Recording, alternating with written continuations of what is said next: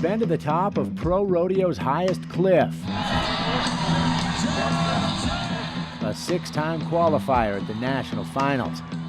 On this calm June morning, J.R. Vezain is home in Montana on the family ranch in Melstone.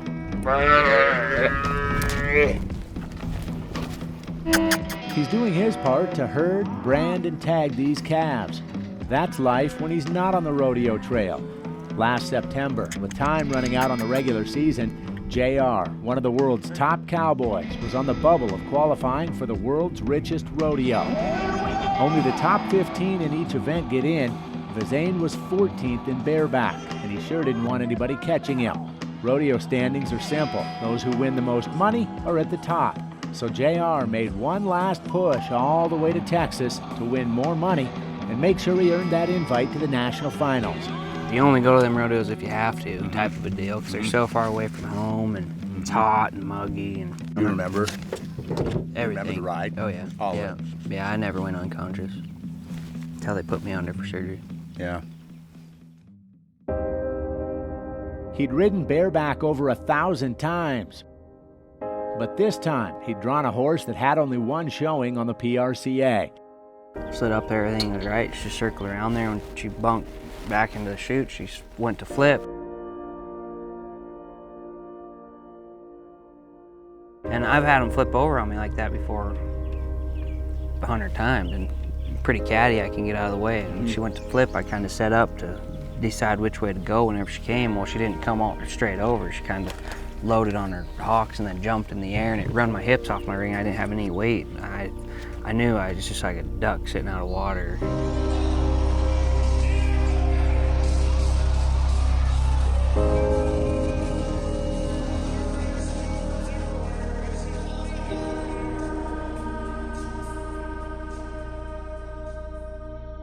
She hit, and I immediately felt my back break. And when she rolled over, she rolled away from my hand so my hand could come out, and I just remember trying to yank my hand out, and as soon as my hand got out, then she got up and gut stomped me right in the guts. I couldn't breathe, I couldn't catch my air, and immediately I went to sit up, and I couldn't move my legs, and I couldn't even get all the way up. Like, I just barely posted up on my elbows, and I didn't know how bad it was, but I knew it wasn't good.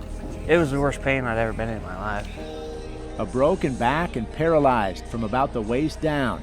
JR says the break is right behind his belly button, T9 and T10 vertebrae. I caught basically on my shoulder blades, and she rammed the rigging right to my chest. Folded me right in half. Pretty Western. Pretty much. Yeah, it is. Somebody looking out for you. Yeah, for sure. Oh yeah, definitely. He was rushed to a critical care hospital in Houston, where doctors told Shelby they worried more about fatal internal bleeding than his broken back. Shelby, it's really bad. He said the horse flipped over, broke his back. He said, we're just gonna life flight him and get him to the hospital, and we'll just keep in touch with you. And that was and then they hand the phone back to JR, and JR said, he said, I love you, and I need you to get down here as soon as possible. I just kept praying, and then right after that, I just felt a peace over me, and I swear God was just telling me, no matter what, Shelby, it's gonna be okay. They braced for a punishing highway of physical therapy. For 2 reasons, JR said he chose Salt Lake City, closer to home, and buddies with similar injuries had left with reassuring results. They say you gotta stand to walk, and we force myself to stand so I can get walking pretty soon, but there ain't no better feeling than standing up. This is where the cowboy grinded away for 5 months. Toward the end of March, Shelby still by his side, the two felt it was time to make their way home.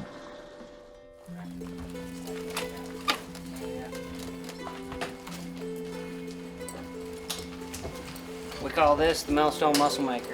We got all this equipment set up, this bench, do a bunch of core stuff on here. Push up, I do a bunch of from my knees, I'll do squats. Once we got here, we didn't take us long to rig up our own walking machine. Locking my legs. And I videoed it to Jan, and she said, wow, that's impressive. She said, you just keep doing that and keep sending videos back and forth. It's a good pain, you know, it isn't unbearable by any means, so. Taught Sage in Nevada how to do it, and right hand placement and stuff. Jared's always been a hard worker since the day I met him. When we started therapy, I knew that like he wasn't gonna feel sorry for himself or take it easy. He was gonna work as hard as he could, and he has since day one. And the doctor said that he would have very little to no movement and a very slight chance to walk again. And he's already had movement and things, so we know God's working. And literally to watch Jared every day is inspiring because it really put life in a whole new perspective for me. Slow and steady wins the race, right?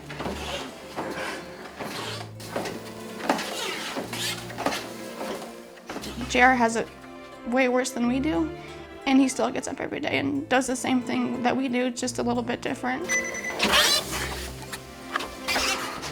What's it gonna feel like when you walk again? God, Greg, it'll be awesome, huh? I can't wait.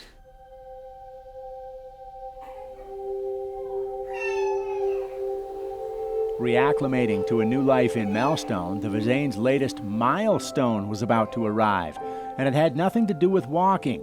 Merely a month before JR broke his back, he and Shelby found out they were expecting their first baby. He definitely puts a smile on our face, like when days are hard or therapy doesn't go as planned or something happens that's hard. We always just look at him and we just know that he's such a blessing and that God knew what he was doing when he gave us Riot. It was a feeling that you can't even describe with words. It just, my heart was full, you know. Oh, you smiling? Are you kidding Tell us me? a story. Tell us a story. Situation isn't ideal, and it ain't what we had pictured. Definitely ain't what I pictured my first kid, you know what I mean? You expect to be able to stand up, hold them, and throw the ball, and teach them how to saddle their horse, and all that stuff. That's still my goal, is to be able to do all that stuff. But you never picture holding one in a wheelchair, that's for sure, you know? Keep setting up stuff to make doing this a little easier on us, and hopefully along the way can keep encouraging and inspiring somebody else along the way. That's right away I set out to do, was not let it get me down too bad. You can't control the circumstances you're dealt. All you can control is your attitude and how you react. So right away I set goals to be walking in 3 months, and when that didn't happen, 6 months, and now I'm approaching 9 months still with goals of walking, and I will. I believe that the good Lord upstairs has a plan, and that his plan is good, and I'm just gonna keep picking away and see where it goes. I don't know about simple, but makes it doable anyways.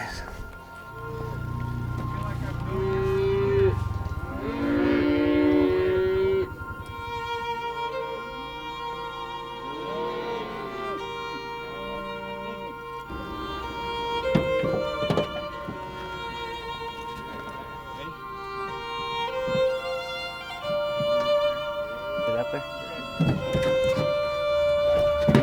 There you go.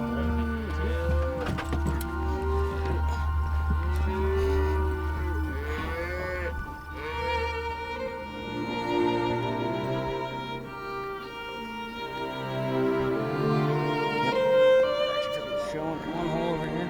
Growing up as a horse trainer, it'd be nice to have somebody saddle your horse and warm it up all the time. All you had to do was step on and ride off. So, not exactly how I pictured doing it, but by golly, one dream's coming true. You know that saying, it takes a village? There's a good chance it's never been more true. This guy is barely a year removed from thriving in front of sellout crowds at the Super Bowl of his sport. When troubles come your way, consider it an opportunity for great joy. For you know that when your faith is tested, your endurance has a chance to grow. So let it grow, for when your endurance is fully developed, you will be perfect and complete, needing nothing. I guess the message that I want to send to people is whenever you have a struggle or a trial that is out of your control, to put it in God's hand and find the little things to be thankful for. He was Rookie of the Year on rodeo's biggest stage. Now, JR's drive and optimism are his sharpest tools. And that village, well, Shelby totes the patience and encouragement. Family literally shoulders the physical strength. Doctors offer the knowledge. His hometown of Cali, Wyoming, nearby communities like Roundup, friends he's made along the Cowboy Trail, and folks he's never even met are delivering time, tools, exercise equipment, and donations to help with medical bills. And the family's freshest buckaroo? Good luck even imagining the inspiration he carries.